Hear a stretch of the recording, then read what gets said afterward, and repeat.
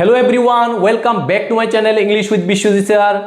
আপনি কি আপনার সন্তানের সঙ্গে অথবা অন্য কারোর সাথে ইংরেজিতে টাইম নিয়ে কথা বলতে ভয় পান?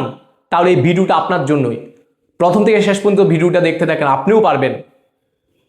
কাউকে জিজ্ঞেস করবেন এখন কয়টা বাজে, আপনি বলুন হোয়াটস দ্য টাইম অথবা হোয়াট টাইম ইজ ইট, যে কোনো এটা বলতেই পারেন। যদি বলেন যে এই তোর ঘড়িতে কয়টা বাজে বা তোমার ঘড়িতে কয়টা বাজে, what's the time by your watch. What's the time মানে what is the time, what's the time মানে হোয়াট ইজ দ্য টাইম। এখন সে উত্তর বলবে যে এখন 3টা বাজে, তাহলে বলবে ইটস 3 o'clock। 7টা বাজে ইটস 7 o'clock। এখন 11টা বাজে ইটস 11 o'clock। আপনি জিজ্ঞেস করছেন সকাল 11টার সময়, তখন সে বলবে ইটস 11 o'clock। তাকে এম বা পিএম বলার দরকার নেই, কারণ 11টা এখন সকালবেলা দুপুর 12টার আগ পর্যন্ত যে সময়টা, এটা আমরা এম বলি। তো যেহেতু আপনি জানেন এখন এম না পিএম আপনি বুঝেন, তাহলে কিন্তু ওর এম বা পিএম বলার কোনো দরকার নেই।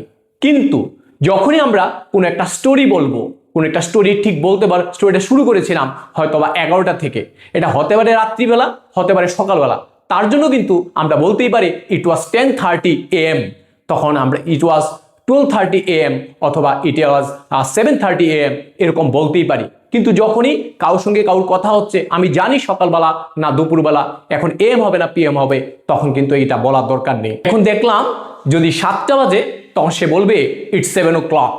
কিন্তু 7টা বেজে 5 মিনিট বেশি হয়েছে, 7টার পরে আরো 5 মিনিট বেশি হয়ে গেছে। এই বেশি কথার জন্য আমাকে আনতে হবে পাস্ট। আর একটা জিনিস মনে রাখতে হবে, প্রথমে মিনিট কথাটা মেনশন করতে হবে, তারপরেও মেনশন করতে হবে আওয়ারটা। তাহলে হবে ইট ইজ 7:05। কিন্তু 7টা বাজে আর 5 মিনিট বাকি আছে, তখন বাকি যদি থাকে তখন কিন্তু আমাকে টু ইউজ করতে হবে। আমাকে বলতে হবে ইট ইজ 5:07 অথবা ইট ইজ 5 minutes to 7, যে কোনো একটা বলা যাবে। কিন্তু সমস্যা হয় যে 7টা বেজে 15 মিনিট। এখন 7টা বেজে 15 মিনিট আমরা জানি 1 ঘন্টায় 60 মিনিটস হয়, তার অর্ধেক হয় 30 মিনিটস মানে হাফ, আর তারও অর্ধেক যদি আমরা করি 4/1 তখন এই 15 মিনিটসের জন্য আমরা ইংরেজিতে কথা বলার সময় তখন কিন্তু আমরা 15 মিনিটসকে আমরা এ কোয়ার্টার বলি, আর যদি 30 মিনিটসকে আমরা হাফ বলি। তো এখন 7টা বেজে 15 মিনিট হয়ে গেছে, তখন আমরা বলবো ইটস 7:15। কিন্তু 7টা বাজতে 15 মিনিট বাকি আছে, ইটস 7:15। আমরা কিন্তু এ বলতে পারি ইটস 7:15 অথবা ইটস 7:15। কিন্তু এখন 7:30 বাজে, তাহলে 7:30 মানে 30 মিনিট, তাহলে বলবো 7:30। হাফ মানে 30 মিনিট, অর্থাৎ এখন সকাল 7:30 বাজে। এখন আমরা 4টা টাইম প্র্যাকটিস করব।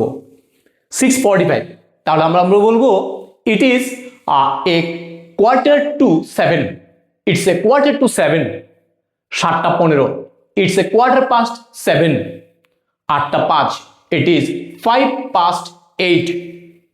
9:45 ইটস 9:45।